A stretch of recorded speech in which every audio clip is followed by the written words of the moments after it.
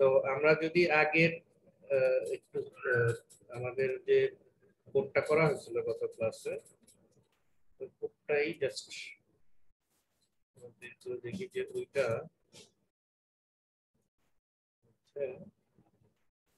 Experiment 1।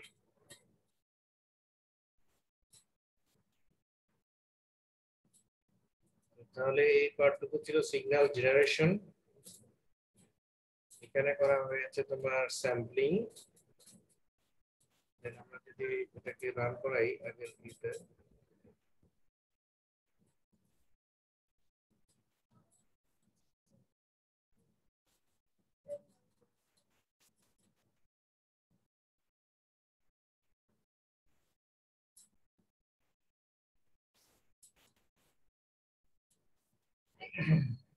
আমরা এরকম একটা ফিগার দেখতে পাই।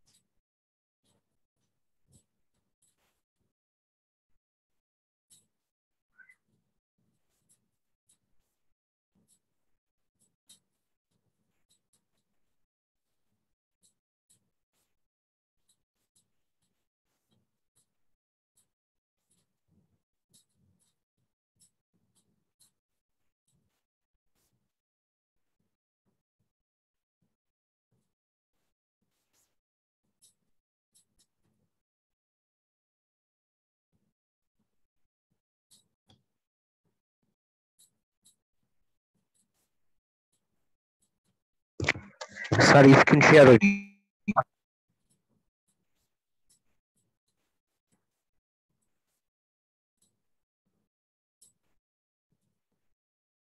আচ্ছা, তো এটা হলো, এখন আমরা দেখবো যে এই পর্যন্ত তো আমরা করেছিলাম ইন্টারাপ্ট ফাংশন দিয়ে কিভাবে আবার স্যার ইন্টারাপ্ট ফাংশন দিয়ে কিভাবে আমি আবার রিকনস্ট্রাক্ট করতে পারি। তো এটা তো ডিসক্রিট টাইম সিগন্যাল ছিল।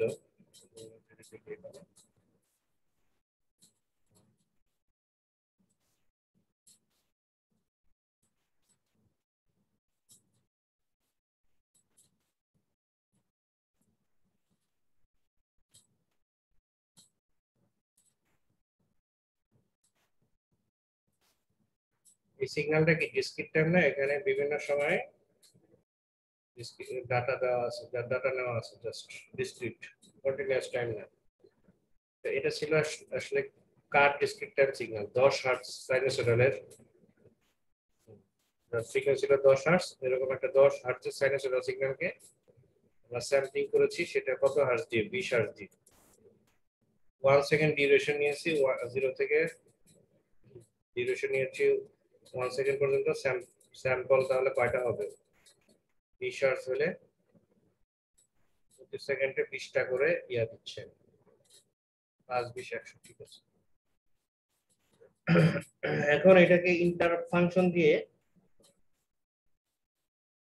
এটাকে আবার কন্টিনিউয়াস সিগন্যালে নিয়ে যেতে হবে, ওই যে সিগন্যালটা আমি দিয়েছিলাম।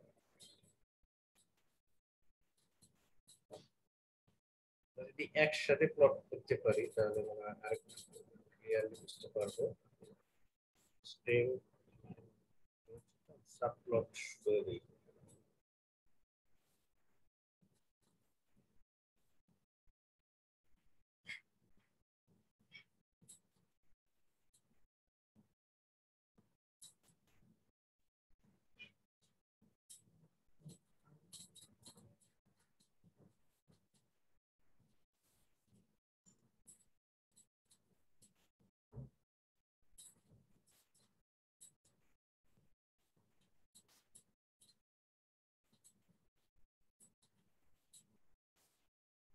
ইন্টারাপ্ট ফাংশনটা আমি পরে দেখাচ্ছি, আগে স্যাম্পলিং এগুলো শেষ হয়ে যায় একই সাথে।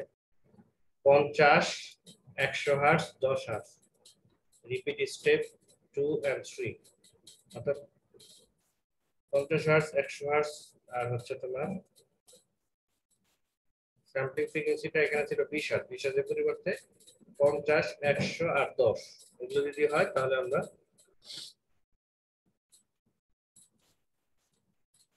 স্যাম্পলস বা সিগন্যালটা কেমন দেখা যাবে সেটা আমরা একটু দেখি।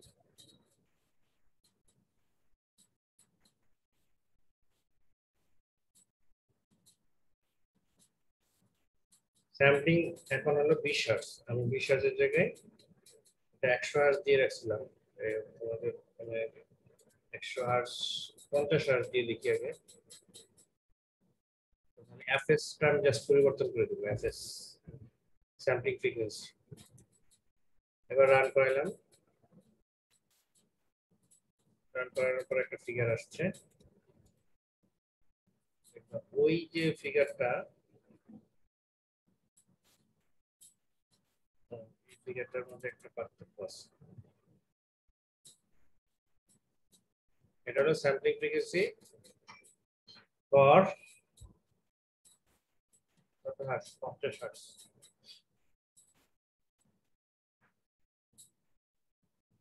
আবার যদি আমি 20 হার্টজ করে দেই, 20 হার্টজ না, এখন 10 হার্টজে দেখতে যাচ্ছি। 20 হার্টজ দেখছি, 10 দিয়ে রান করাই দিলাম। ফিগারটা দেখো এরকম দেখা যায়। কেমন একটা অদ্ভুত ফিগার আসছে, তাই না?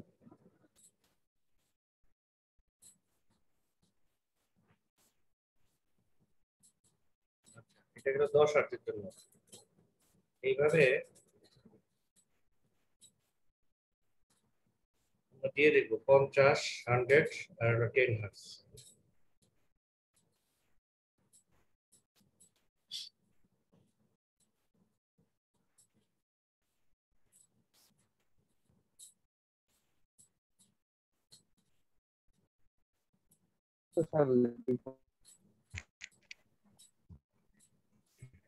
একসাথে দুইটা স্প্লিট করা যায় না। এখানে লেখা থাকবে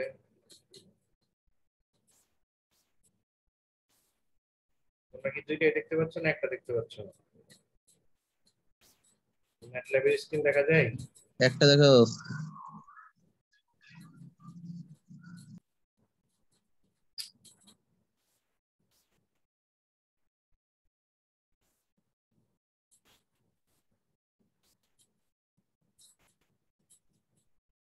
আচ্ছা, আমাদের এখন এই সিগন্যালটা জেনারেট করতে হবে।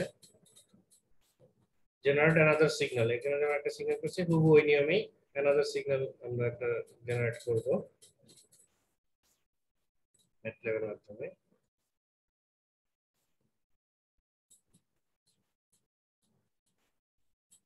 একটা কারণ আছে, কারণ পার্ট বি এর সাথে এটা রিলেটেড। এই সিগন্যালটা জেনারেট করতে চাই, আমাদের টার্গেট হচ্ছে নতুন একটা ইয়ে নিলাম।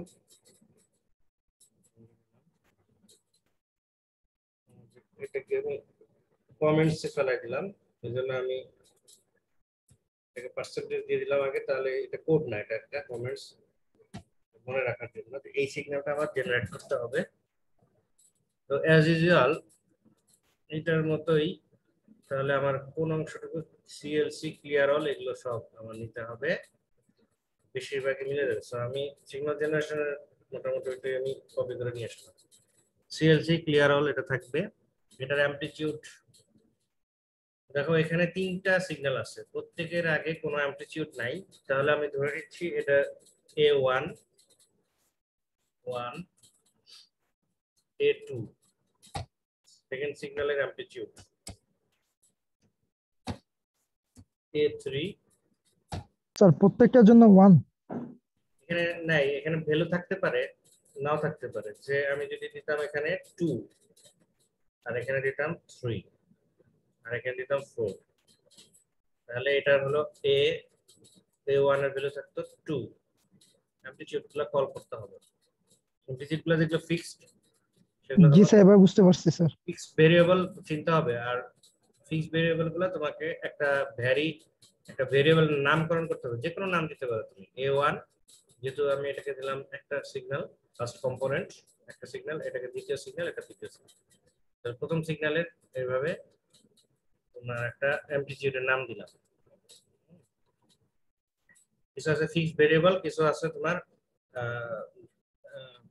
ভ্যারি করবে। ভেরিয়েবল। হ্যাঁ, ফিক্সড কিছু ভেরিয়েবল আছে ফিক্সড, আর কিছু ভেরিয়েবল আছে এটা ভ্যারি করবে। যেমন এখানে এর অ্যামপ্লিটিউডটা ফিক্সড হলো।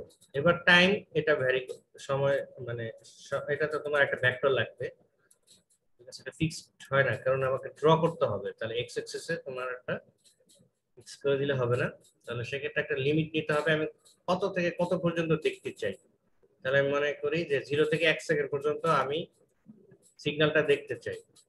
এই সিগন্যালটা 0 থেকে 1 সেকেন্ড পর্যন্ত দেখতে চাই। তাহলে আমি টাইম কল করলাম, টাইমের যে এই টাইমটা ভেরিয়েবলটা সেটা কল করলাম 0 থেকে 1, বাট প্রত্যেকটার মাঝখানে মানে গ্যাপ হবে হচ্ছে এক একটা ডাটা 0.001, এভাবে 1 পর্যন্ত যাবে, যত পর্যন্ত না 1 পাবে ততক্ষণ পর্যন্ত ইনক্রিজ করতে থাকবে।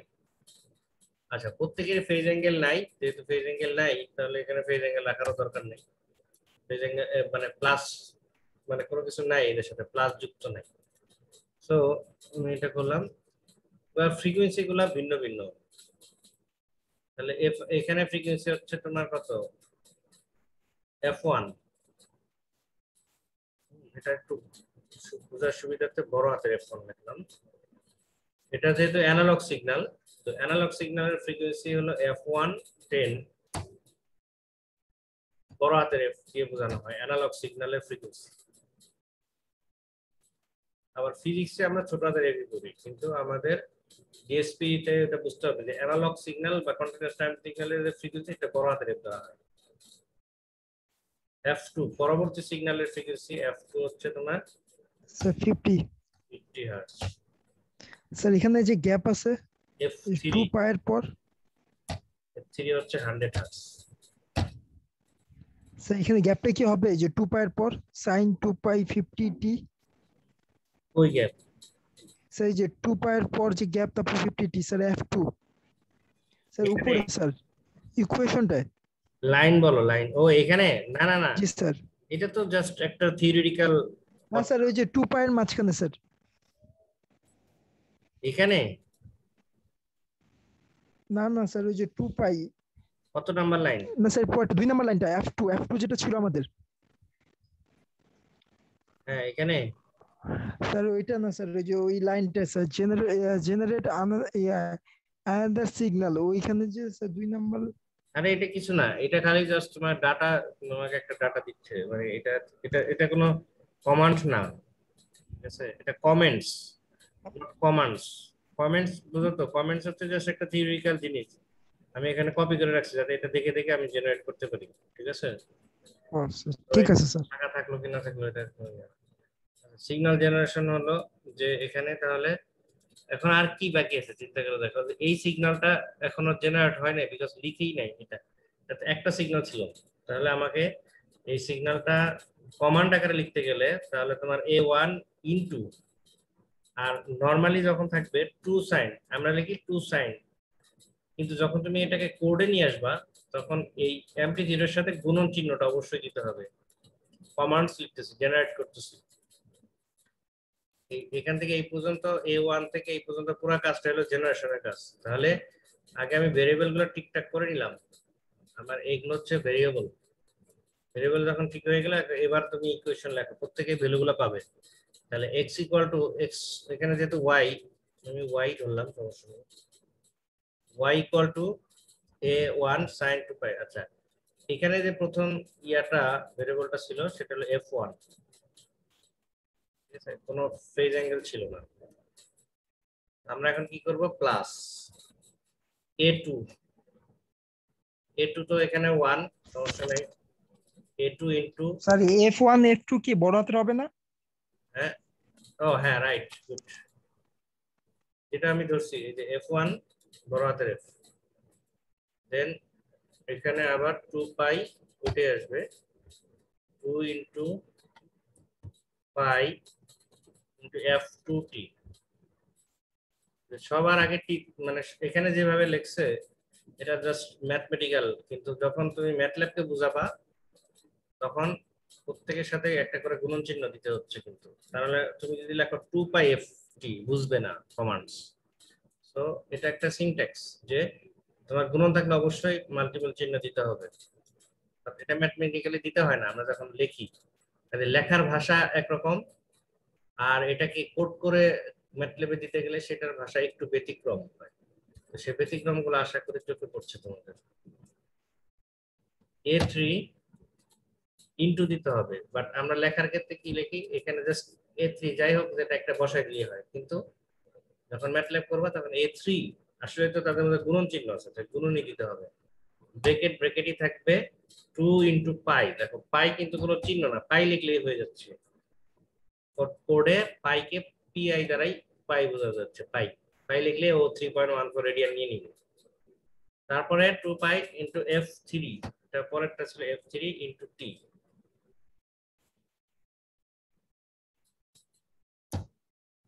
সরি, বড় হাতের।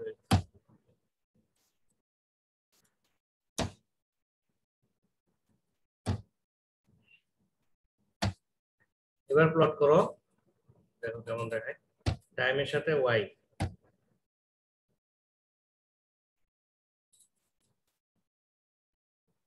তো এটা আনটাইটেলড আছে, এটা সেভ করতে হবে। সেভ করলাম। এক্সপেরিমেন্ট 1 এরই অংশ 01।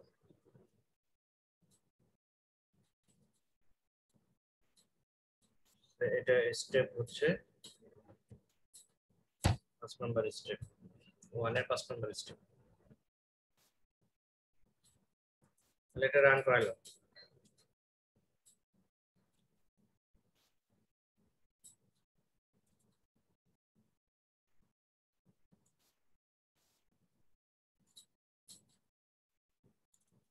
দেখো এরকম একটা সিগন্যাল দিল।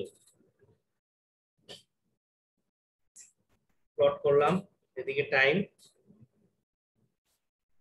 দেখো টাইম 0 থেকে 1 সেকেন্ড পর্যন্ত নিয়েছি। এই যে 0 থেকে 1 সেকেন্ড, এরকম একটা জিগজ্যাগ লাইন দিল। বলতে পারবো এটা পুরোপুরি সাইনোসয়েডাল হলো না কেন, এরকম হলো কেন? স্যার আমরা যে বিভিন্ন স্যার সিগন্যাল দিয়েছি এর জন্য। হ্যাঁ, 3টা সাইনোসয়েডাল ভিতরে এখানে কি হয়েছে, অ্যাড হয়েছে না? জি স্যার। 3টা সাইনোসয়েডাল অ্যাড হয়েছে।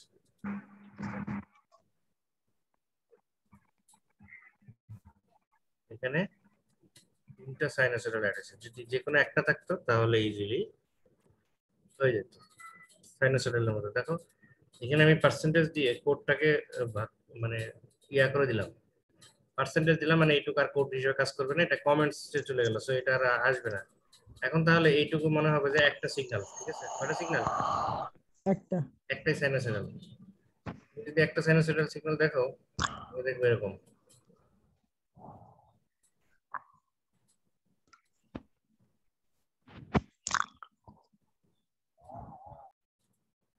এই যে একটা ফুল সাইনোসয়েডাল, ঠিক আছে? জি স্যার। আচ্ছা, তিনটা যদি একই মান হয় তাহলে কি একই রকম আসবে নাকি ও আগের মতো আসবে? ফ্রিকোয়েন্সি ভিন্ন ভিন্ন হলে ভিন্ন ভিন্ন মানে এরকম জিগজ্যাগ আসবে। বাট ফ্রিকোয়েন্সি যদি সেম হয় তাহলে শুধু অ্যামপ্লিফাই হবে, আর কিছু হবে না, যোগ হবে জাস্ট জায়গায়। কিন্তু ফ্রিকোয়েন্সি ভিন্ন ভিন্ন দেয়। আমি এখন পার্সেন্টেজ উঠাই নিলাম, তো জিগজ্যাগ আসবে।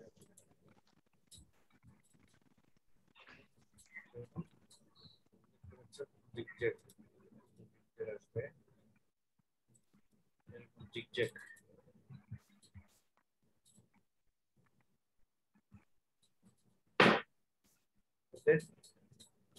এখন ইচ্ছা করলে আমি টাইম উইন্ডো কমাই দেখতে পারি, 0 থেকে 1 পর্যন্ত আছে। তো চাইলে যে কোনো একটা পিরিয়ড দেখতে পারি, একটা পিরিয়ড 1 সেকেন্ড পর্যন্ত থাকে, সমস্যা নেই। এখানে 1/100, এটা পিরিয়ড হলো 102, এটা পিরিয়ড হলো 0.1, এটা 0.02, এটা 0.01, তাহলে সর্বোচ্চ পিরিয়ড হচ্ছে 0.1। একটা পিরিয়ড যদি আমি কমপক্ষে একটা পিরিয়ড যদি দেখতে চাই এটা মিলিত, তাহলে 0.1 পর্যন্ত নিলে এখানে একটা পিরিয়ড জাস্ট নিয়েছি, তাহলে কেমন দেখায়? সো একটা পিরিয়ড 0 থেকে 0.1 সেকেন্ড পর্যন্ত নিয়েছে। ওরকম জিগজ্যাগ দেখা গেছে কারণ এই উইন্ডোর ভিতরে টাইমটা অনেক বেশি নিয়েছিলাম, 0 থেকে 1 সেকেন্ড পর্যন্ত নিয়েছিলাম, আর এখানে 10 ভাগের 1 ভাগ মানে 0.1 সেকেন্ড। সো এটা একটা পিরিয়ড, এটাই খালি রিপিট হচ্ছে। সো দরকার কি, তাহলে এটা জেনারেশন হয়ে গেল আমাদের যে কাজটা, এখানে 5 নাম্বার কাজটা হয়ে গেল যে জেনারেশন, সিগন্যাল জেনারেশন। আচ্ছা এটা বাকি আছে মনে রাখবা, এটা হয়ে গেল। এবার 6 নম্বরে অ্যানসার করব, এটা কোনো কোড না, এটা হলো অ্যানসার করতে বলছে এমনিতেই। For successful reconstruction of the signal what should be sampling frequency verify it. আচ্ছা এটা প্রোগ্রামিং আসলে ভেরিফাই করছে প্রোগ্রামের মাধ্যমে। What should be sampling frequency কিভাবে, আচ্ছা থিওরিটিক্যাল স্যাম্পলিং ফ্রিকোয়েন্সি কত কেউ বলতে পারবে? মিনিমাম কত স্যাম্পলিং ফ্রিকোয়েন্সি হতে হবে? Sir 50 hertz. হয় নাই? 100 hertz. So sorry, 200 hertz. হ্যাঁ So 200 hertz. right, 200 hertz exact, because sampling Nyquist sampling theorem কি বলে?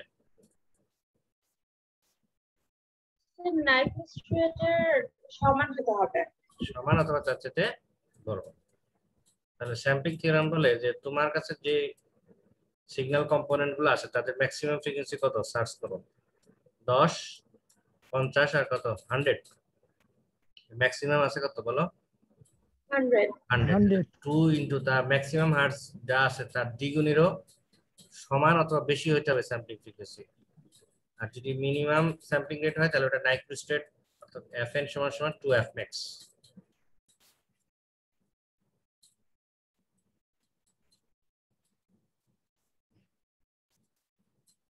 2f max তাহলে মিনিমাম 200 হার্টজ নেওয়া যায় বা তার বেশিও নেওয়া যায়।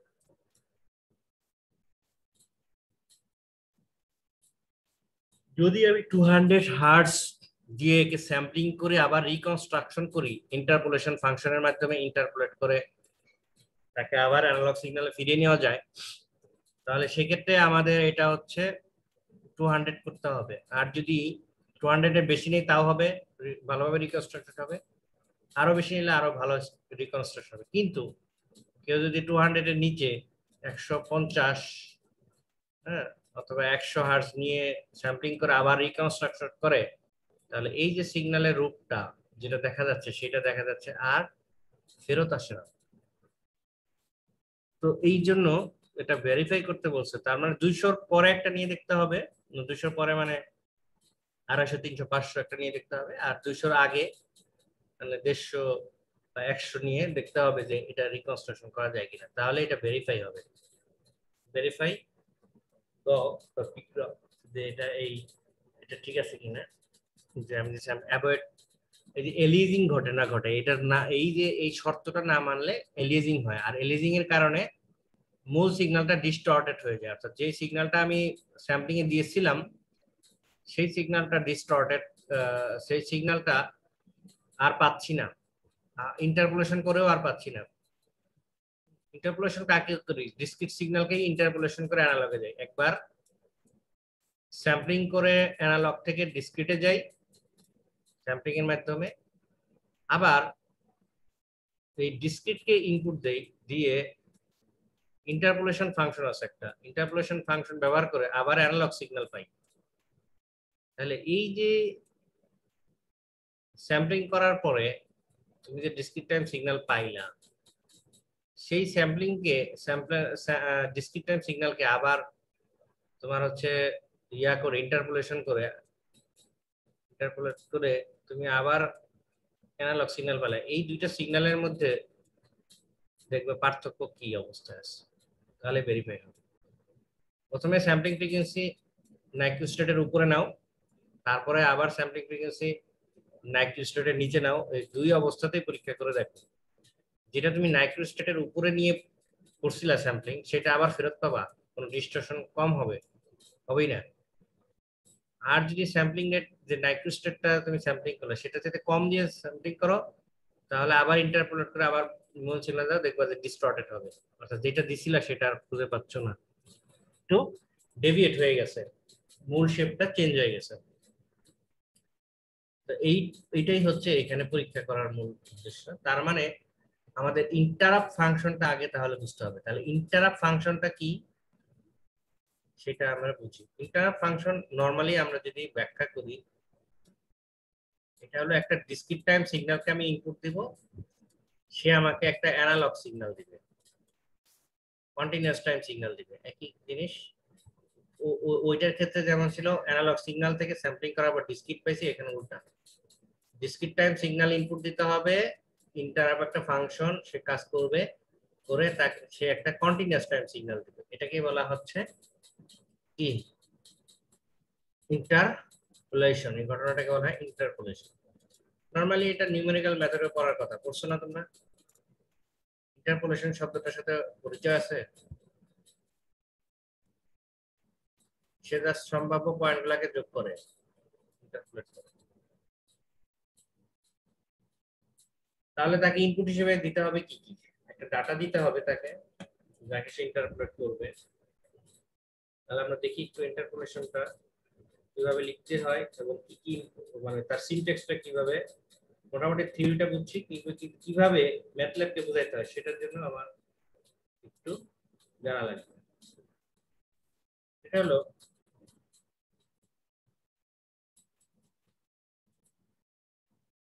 দেখো আমি জানি, কিন্তু তারপরেও আমি ইন্টারাপ্ট ফাংশনটা কিভাবে তোমার ম্যাথল্যাবে সেট করাইতে হবে সেটা আমি জাস্ট তোমাদেরকে দেখাচ্ছি, যে একটা জিনিস তুমি বোঝো না, কিন্তু এটা ইন্টারনেটে পড়ে পড়ে কিভাবে তুমি সেখানে হ্যাঁ তুমি তোমার মতো করে প্রোগ্রামটাকে সেট করবে।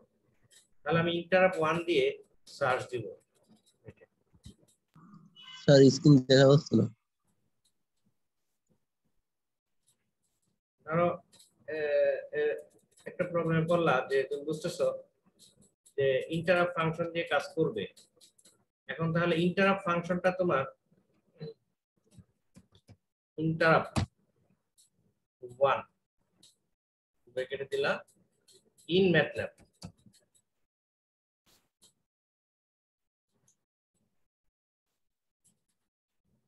তাহলে এখানে অনেক কিছু আসবে। এখন তোমার কাছে যেটা মনে হবে সেটাকে তুমি, আমার কাছে মনে হচ্ছে যে এইটার মধ্যে সে মোটামুটি লিখছে, এই যে ইন্টারাপ্ট 1, তাহলে 1 ডাইমেনশনাল ডাটা ইন্টারপোলেশন, এর কাজ হচ্ছে 1 ডাইমেনশনাল ডাটা ইন্টারপোলেশন। তাহলে এখানে আমি ইন্টারাপ্ট 1 লিখবো, সাথে আমার ব্র্যাকেটে কি কি ইনপুট দিতে হবে সেটা কিন্তু এখানে বলে দিছে। একটা এক্স দিতে হবে, এটা জেনারেল, এই জিনিসগুলো কি সেটা আবার ডেসক্রিপশন ব্যাখ্যা করা আছে, এই জিনিসগুলা বুঝতে হবে যে আমি কি করতে চাচ্ছি। তার মানে আমি একটা ডিসক্রিট টাইম সিগন্যাল থেকে আমি একটা কন্টিনিউয়াস টাইম সিগন্যাল দিই, তাহলে এই ইন্টারাপ্টের ব্র্যাকেটের ভিতরে আমার ওই ডিসক্রিট টাইম সিগন্যালের মনে হয় কিছু ইনপুট দিতে হবে। তাহলে আমরা দেখি interpolates to find yi find করবে the values of the underlying function at y points, underlying function y at points the vector or array xi. X must be a vector, x must be a vector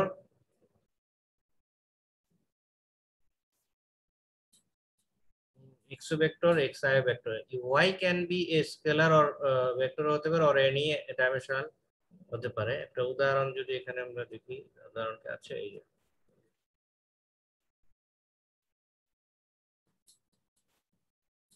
generate a cosine curve interpolate over the finer abscissa.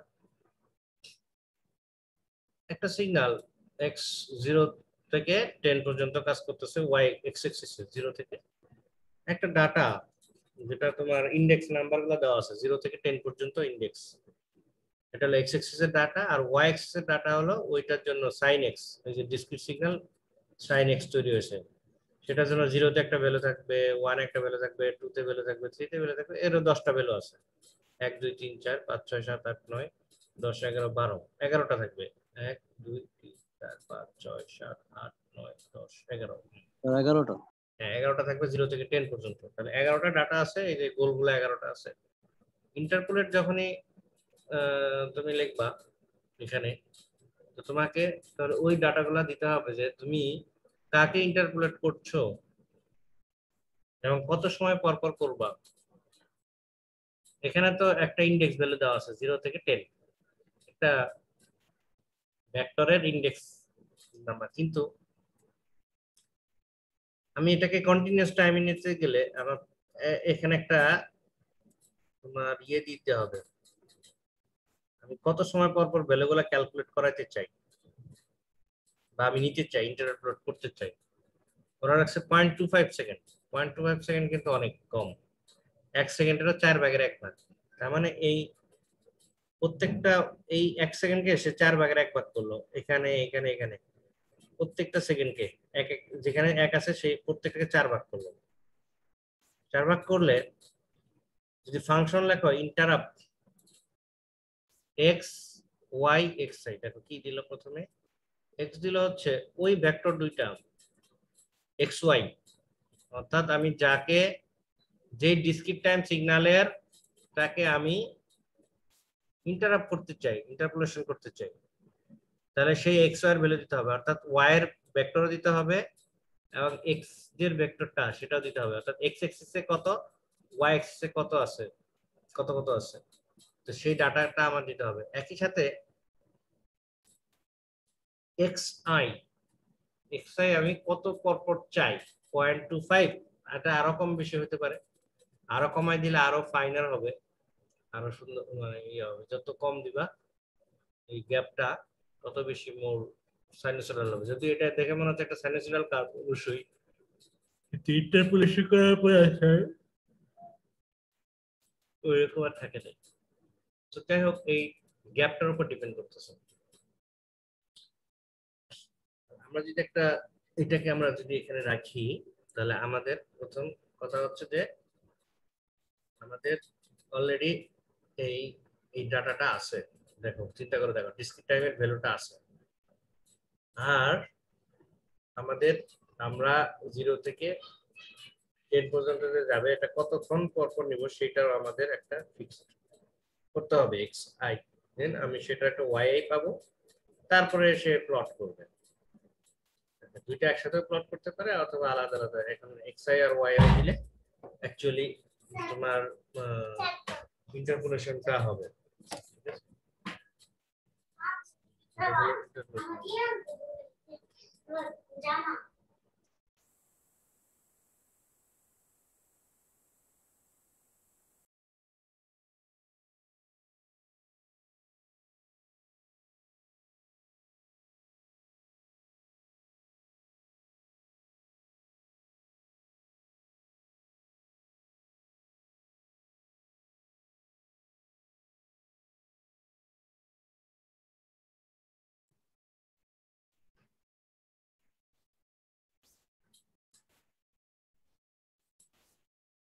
Interpolation আমি আরেকটু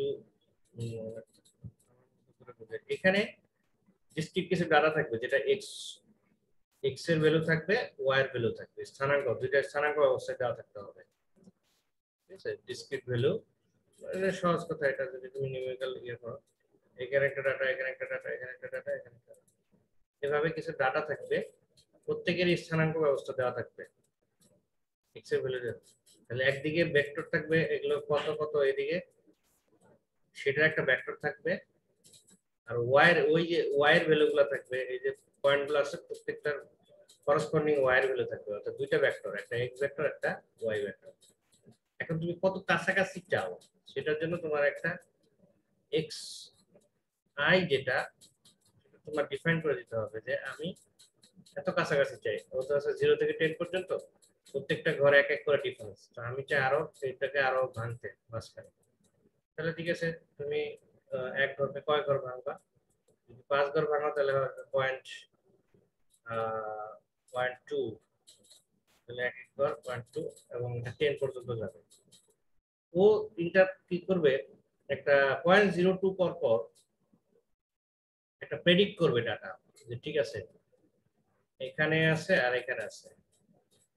তাহলে সে average করবে যে আচ্ছা 1 থেকে 2 পর্যন্ত যদি এত ডিফারেন্স হয়, সে একটা প্রেডিক্ট করবে তাহলে 0.2 পরের পরিমাণ কত হবে। সে একটা নিজে নিজে ডাটা অ্যাজিউম করে বসাবে, এভাবে বসায় সে একটা কন্টিনিউয়াস সিগন্যাল দিবে।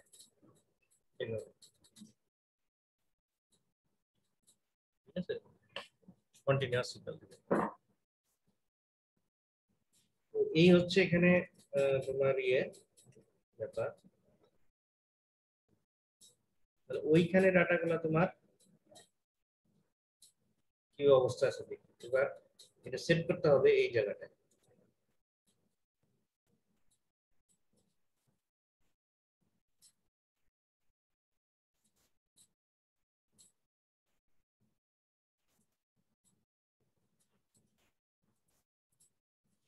মনে করো এখানে এই ডাটাটাই একদম শর্ট একটা সিগন্যাল নিলাম। আগের এক্সপেরিমেন্টের আগের দিন যেটা করছিলাম, a sin 2/f(t).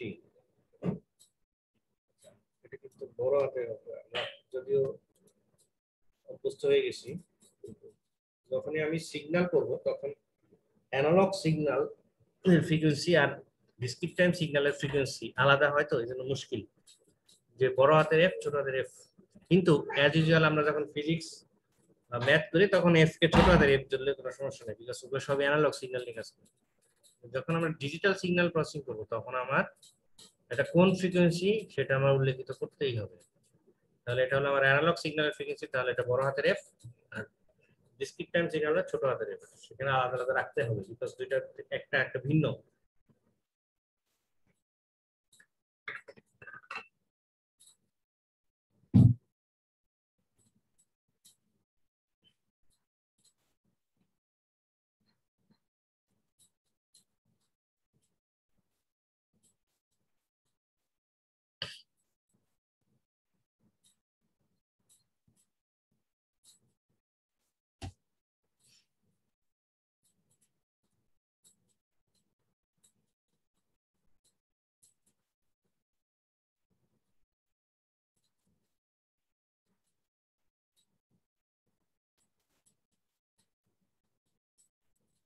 এই যে এখানে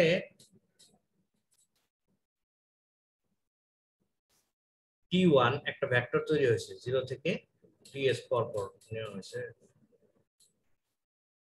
ঠিক আছে, এই যে T1 এটা একটা ভেক্টর তৈরি হয়েছে, এটা একটা তোমার অ্যারে 0 এবং Ts পর পর 1 সেকেন্ড না হওয়া পর্যন্ত সে একটা অ্যারে দিবে, এবং ওইটারই করেসপন্ডিং ভ্যালু তৈরি করছে হলো x1।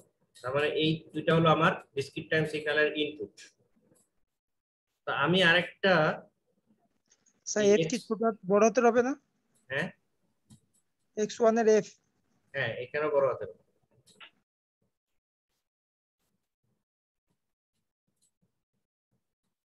তো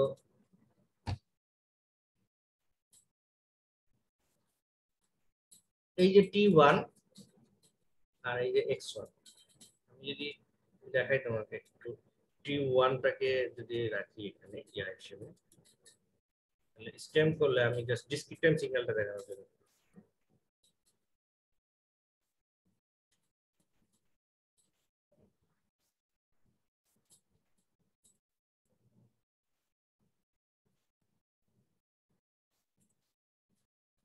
দেখো এটা হলো ডিসক্রিট টাইম সিগন্যাল। সে কি করছে, প্রত্যেক 0.1 সেকেন্ড পর পর ডাটা দিয়েছে। কেন? কারণ ts টা হচ্ছে fs হচ্ছে 10, তাহলে 1/ts মানে 0.1। তাহলে 0.1 পর পর যতক্ষণ পর্যন্ত না 1 সেকেন্ড না আসছে ততক্ষণ পর্যন্ত সে ডাটা দিচ্ছে। 0, 0.1, 0.2, 0.3, 0.4 এইভাবে ডাটা দিয়েছে।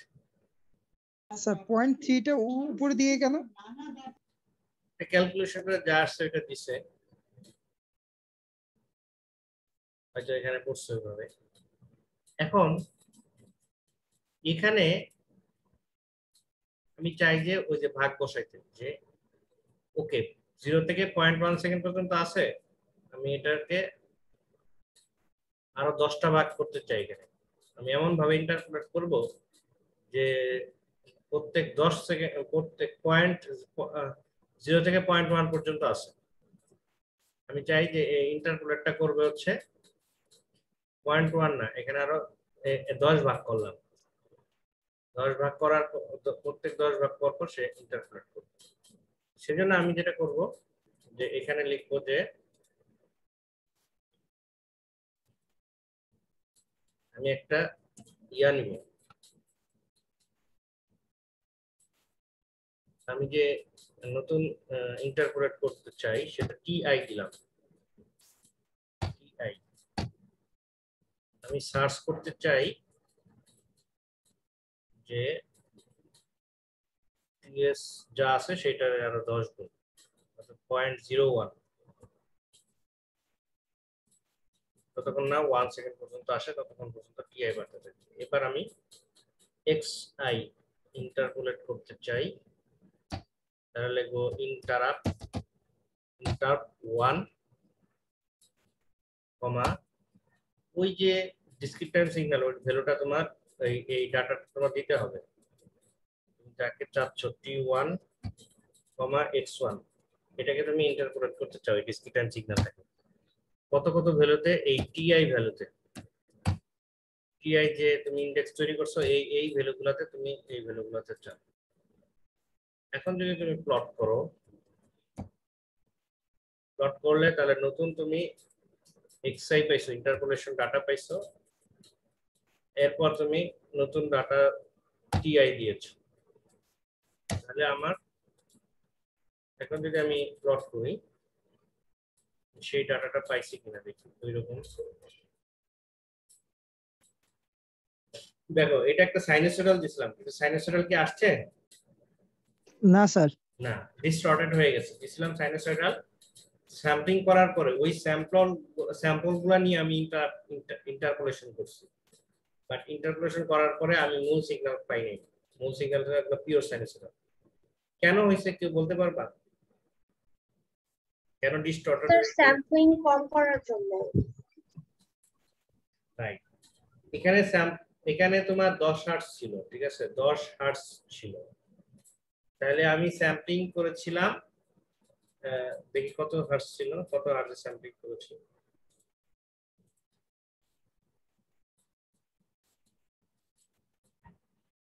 হ্যাঁ, স্যাম্পলিং ফ্রিকোয়েন্সি 10 হার্টজ। আবার আমার যে মূল সিগন্যালটা ছিল এফ, সেটাও 10 হার্টজ। তাহলে আমার নেওয়া উচিত ছিল কত?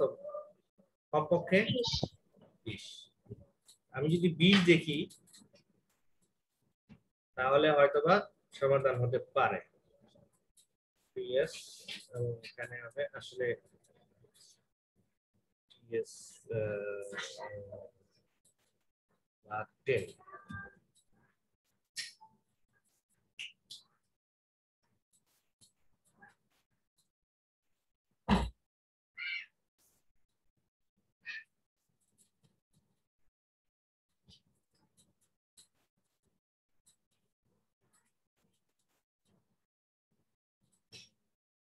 আমি একদম নাইকুইস্ট রেটে নিয়েছি। নাইকুইস্ট রেটে নিলেও কিছুটা কাছাকাছি আসছে, অর্থাৎ কিছু জিরোর সাপেক্ষে কিছু নিচে আছে, কিছু উপরে আছে, নিচে আছে উপরে আছে, বাট পুরোপুরি কিন্তু সাইনোসয়েডাল হয় না, বিকজ একবারে সীমান্ত দিয়ে নিয়েছি। মানে তোমার 10 হার্টজ ছিল হচ্ছে নরমাল ফ্রিকোয়েন্সি, আর স্যাম্পলিং নাইকুইস্ট রেট 20 হার্টজে নিয়েছি।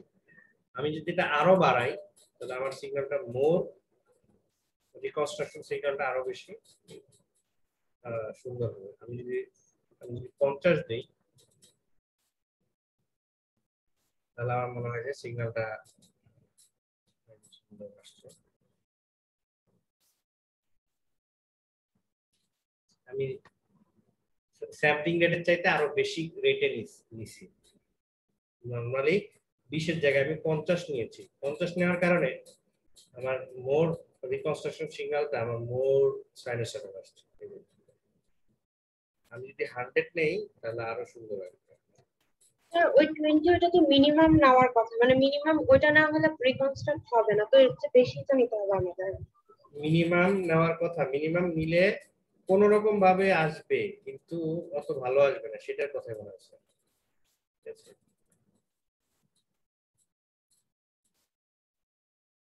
বাট ভালো আসবে। এই যে আস্তে আস্তে তোমার না হলো আসলে ওরকম ফুললি এখানে কিছু ফ্ল্যাটও আছে, ফ্ল্যাট হয়ে যাচ্ছে।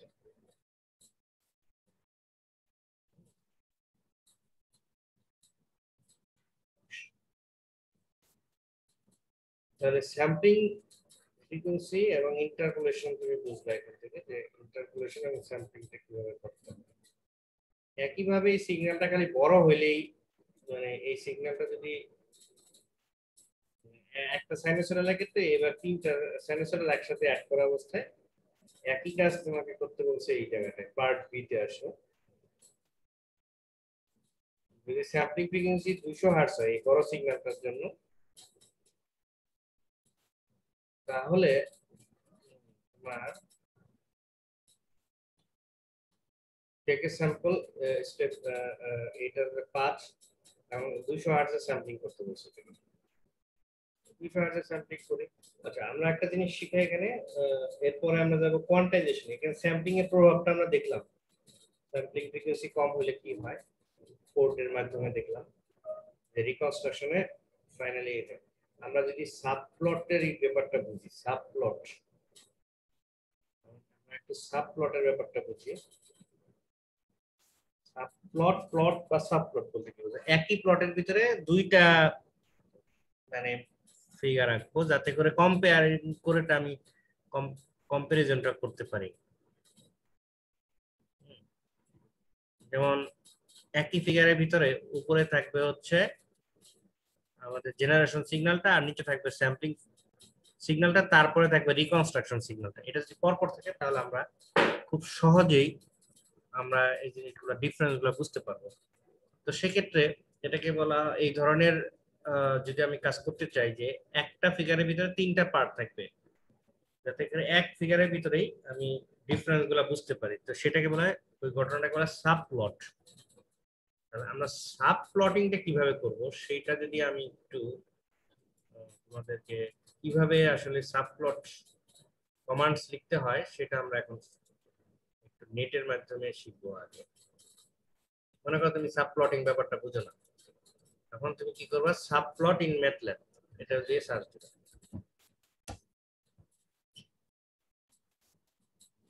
তাহলে সে কিছু কমান্ড ম্যাথওয়ার্কস যেগুলো কমান্ড সেগুলোতে যাবা, মানে একটু দেখে এখন বুঝতে পারি যে যেমন এখানে সাবপ্লট ফাংশন, এটা তার মানে এই সাবপ্লট নিয়ে কথাবার্তা হবে। হোয়াট ইজ সাবপ্লট এগুলো নিয়ে আসলে বোঝার দরকার নেই, আমি তো বুঝাই দিলাম। সাবপ্লট হলে একই প্লটের ভিতরে আমাকে তোমার তিনটা প্লট আঁকাবো। মানে আমি এই ফাংশনটা আমি দেখতে চাই কিভাবে কাজ করে। এই আমরা create access object in title position, subplot দিলাম। এমএনপি কি, তাহলে এমএনপি বোঝার দরকার আছে। প্রথম যে সিনট্যাক্সটা থাকবে এটাই গুরুত্বপূর্ণ, পরের গুলা অতটা মানে ইয়ে না। তোমার কাজ হবে প্রথমে এইটা দিয়ে এমএনপি। তাহলে এমএনটা কি, সাবপ্লট কি দিচ্ছে, এম যেমন এখানে 211 212। আচ্ছা, এই দুইটার ক্ষেত্রে সমান হলো, এই দুটার ক্ষেত্রে এরকম হলো কেন, তাই তো? এখন দেখা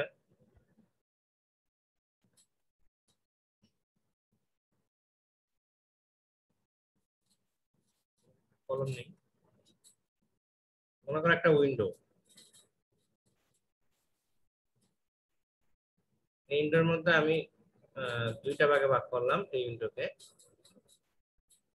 তাহলে তোমাকে তোমাকে যদি কোশ্চেন করি, এটা একটা অবজেক্ট মনে করো, 1 2 একটা অবজেক্ট। আচ্ছা, এই অবজেক্টটার মধ্যে কলাম কয়টা? একটাই না স্যার রো জি স্যার, রো দুটো কলাম একটা। রো কয়টা? দুইটা স্যার। দুইটা স্যার।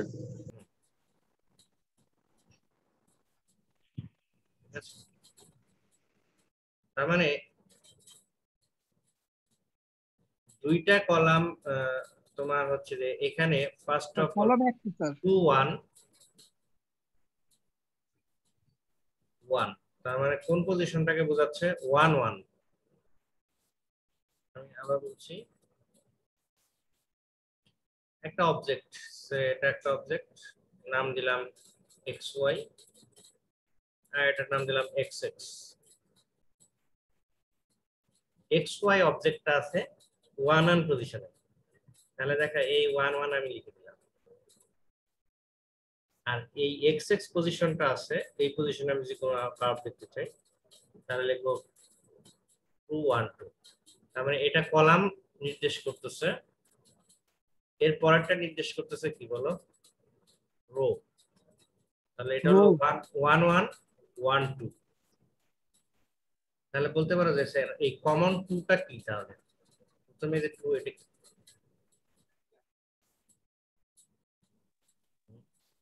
স্যার 2 গুণ।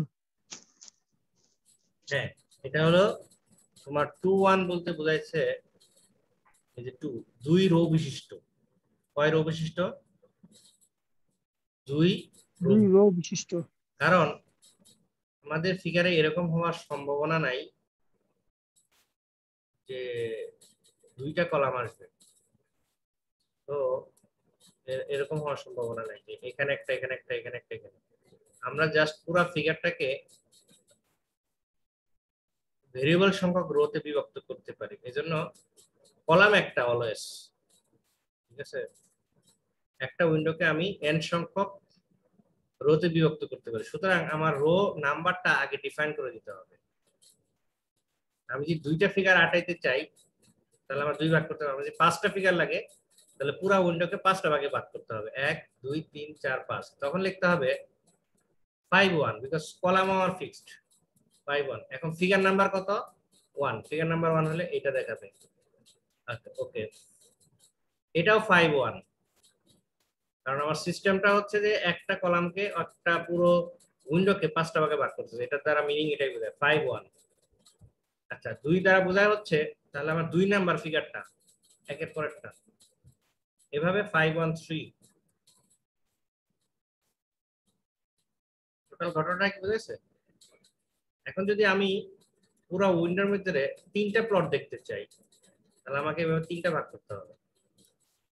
কলাম একটাই থাকবে, বাট এটা 3 রো বিশিষ্ট একটা কিছু হবে, এজন্য এটার ভেরিয়েবল নাম হবে 3 1। এখন কোন ফিগারটা দেখতে চাই, এটা না এটা না এটা? যদি ওই ফিগার ওখানে দেখতে চাই তাহলে 1, আর যদি এখানে দেখতে চাই তাহলে 3 1 2 পজিশন 3 1 2। আর যদি এটা দেখতে চাই তাহলে 3 1 3। তো আগে এইটাকে আসলে পজিশন নির্ধারণ করে রাখে, যখন এই সাবপ্লট কমান্ডটা রান হবে তখন এই পজিশনটা ওইটার জন্য। এরপরে যেটা আমি প্লট লিখবো, সাব প্লট লিখেই তারপরে লিখবো প্লট। আচ্ছা তাহলে যখন ইনকাম লিখবো তখন ইনকামের প্লটটা 1 এ এসে বসে যাবে। সাব প্লটের পরে যদি আমি প্লট লিখি কমা দিয়ে তাহলে আউটগোয়িং বা আউটগোর যে এইটা ডাটাটা সেখানে এসে ওইটা প্লট হবে। আমরা এবার ম্যাটল্যাবের মাধ্যমে দেখি যে তাহলে এখানে কি করা যায়, কিভাবে কি করা যায়। প্রথমে আমি একটা সাবপ্লট দিলাম, সাবপ্লট দিয়ে আমি 3টা ফিগার রাখতে চাই। একটা হচ্ছে তোমার সিগন্যাল জেনারেশনেরটা, তারপর স্যাম্পলিংটা, তারপর হলো ইন্টারাপ্টটা। তাহলে আমি 3টা ভাগ করব, তাহলে 3 1। তার মানে পুরো উইন্ডোকে মানে ডিসপ্লে উইন্ডোকে এক যদি ধরি তাকে 3টা ভাগে রোতে ভাগ করবো, এই জন্য আমি লিখলাম 3 1। যেহেতু আমি 3টা ফিগার আঁকাবো আগে থেকে আমি জানা থাকতাম আমি এই উইন্ডোতে কয়টা ফিগার আঁকাবো, 3 1। তাহলে প্রথমে আমি 3 1 1 দিলাম। তার মানে প্রথম উপরে একদম উপরে থাকবে হচ্ছে এটা সাবপ্লট হওয়ার পরে যে কমা না দিয়েও নিচে নিচে নিচে যদি লিখে ফেলি হবে প্লট। আমি প্লট কি আঁকাতে চাই, আমি আঁকাতে চাই সিগন্যাল যেটা জেনারেট করছি। তাহলে সিগন্যাল জেনারেট করার জন্য টাইম আছে এক্স অ্যাক্সিসে আর ওয়াই অ্যাক্সিসে এক্স।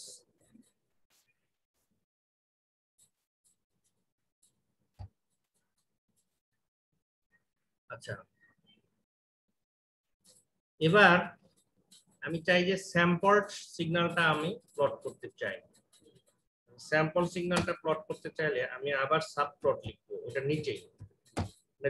মানে ডাটা আমার কি হয়ে গেছে, এখানে যে ডাটাটা হয়ে গেছে তারপরে তুমি সাব প্লট দিতে পারো। তাহলে 3 1 কত হবে বলো 2।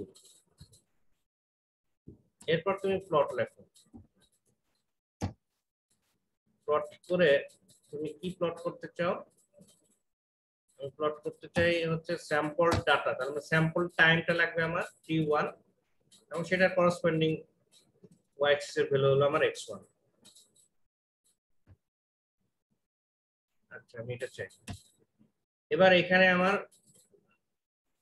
ti ডিফাইন করা আছে, এটা আমি ইন্টারপোলেশন করব। ইন্টারপোলেশন করার সময় আমি ti এর ভ্যালুটা ডিফাইন করে দিলাম, ওই করসপন্ডিং x এর ভ্যালু পাইলাম হচ্ছে ওখান থেকে। এই যে x1 t1 কে ইন্টারপোলেট করলো ti টাইমে xy ডাটা পাইলাম। তাহলে এখানে আমি যদি সাবপ্লট করি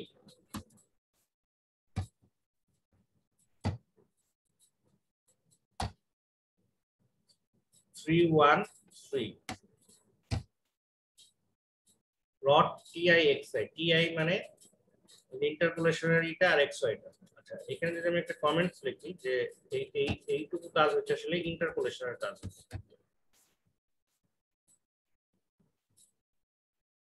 এই কোড এখান থেকে এই পর্যন্ত নিচ পর্যন্ত ইন্টারপোলেশন কাজ আছে, এখান থেকে এই পর্যন্ত স্যাম্পলিং হয়েছে এবং স্যাম্পলিং হয়েছে ধরো 100 হার্টজে।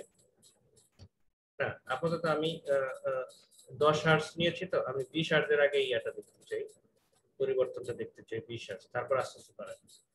এবার যদি তুমি রান করাও একটা প্লটের ভিতরে 3টা আসবে।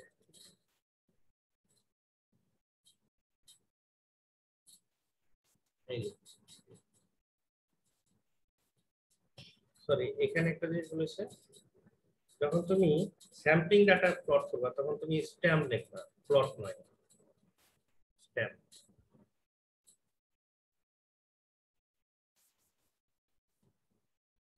এবার দেখো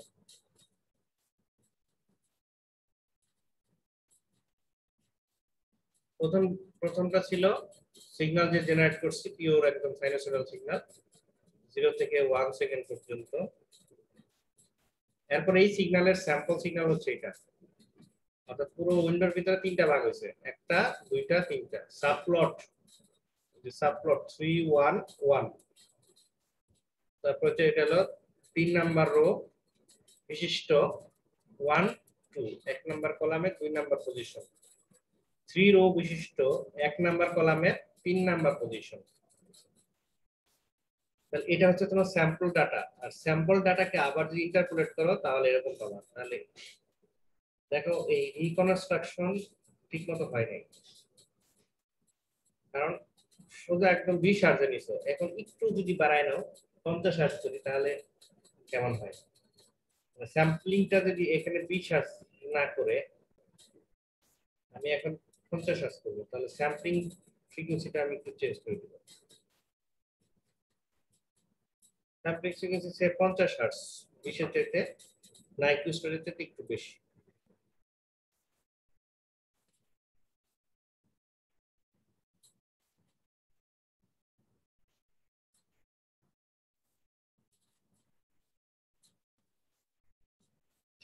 তাহলে দেখো এখানে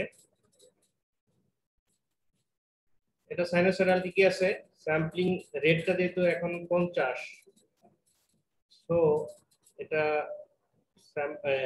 স্যাম্পলিং আফটার স্যাম্পলিং এটা দেখতে একটু চেঞ্জ হয়ে গেছে, আগের মতো নাই। এরপরে এটাকে যদি রিকনস্ট্রাকশন করতে চাও ইন্টারপোলেট করে, তাহলে দেখো এইটা আর এটা মোর কাছাকাছি, ডিস্টরশনটা কমে গেছে। আগে বেশি ডিস্টরশন ছিল, এখন ডিস্টরশনটা আরো কমে গেছে।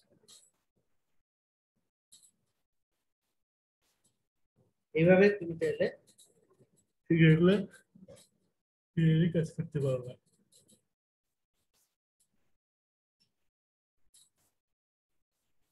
দেখো এখানে কোনো আমাদের বোঝার গ্যাপ আছে কিনা।